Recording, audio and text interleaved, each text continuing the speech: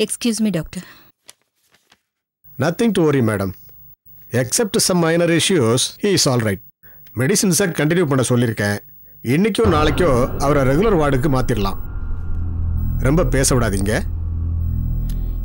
எதனால டாக்டர் இந்த அட்டாக்? அதத்தான் முன்னாடியே சொன்னேனேம்மா.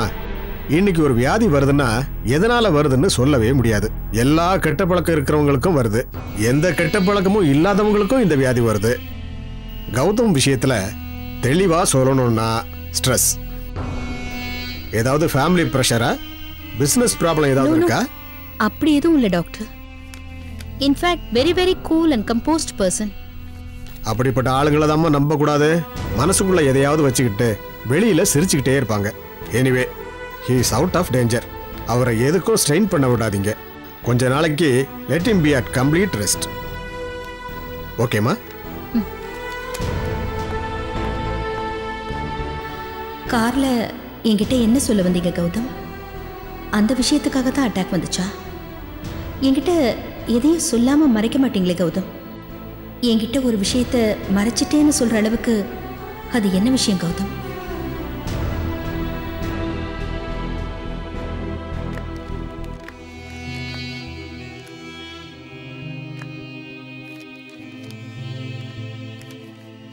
சுருதி,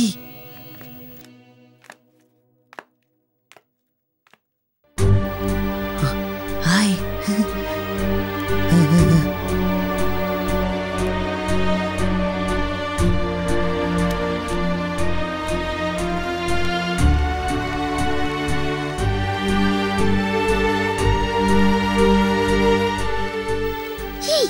இங்க எதுக்கு வந்த? அப்பா இப்ப எப்படி இருக்காரு? அதே மாதிரி தான் இருக்காரு. திரும்பவும் நேனம் வந்துச்சா? விடு, அப்போ ஒன்றும் பிரச்சனை இருக்காது. முப்பாத்தம்மன் கோயிலுக்கு போயிட்டு ஸ்பெஷலாக பூஜை பண்ணிட்டு வந்திருக்கேன். அங்கே வேண்டினா கட்டாயம் நடக்குமா? நீ வேணா பாரு. அப்பா டப்புன்னு நினைச்சு உட்காந்துருவாரு. எனக்கு பயமா இருக்கு கதிர்.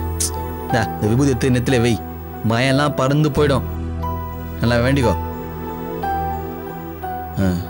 ஆமா, ஏதாவது சாப்பிட்டியா? பசிக்கல. எங்க அப்பா நார்மல் ஆனதுக்கு அப்புறம் தான் சாப்பிடுவேன். நீ கவலையே படாத.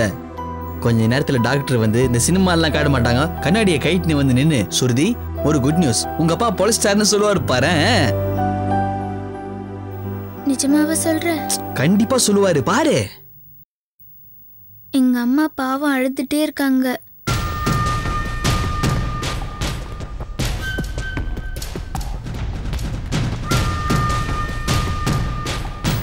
ஸ்ருதி, நான் சொல்றது நடக்கலன்னா எக்ஸ்கியூஸ் மீ, என் உட்பியை ஒரு 10 minutes கூட்டிட்டு போறேன். ஹாய் விக்கி.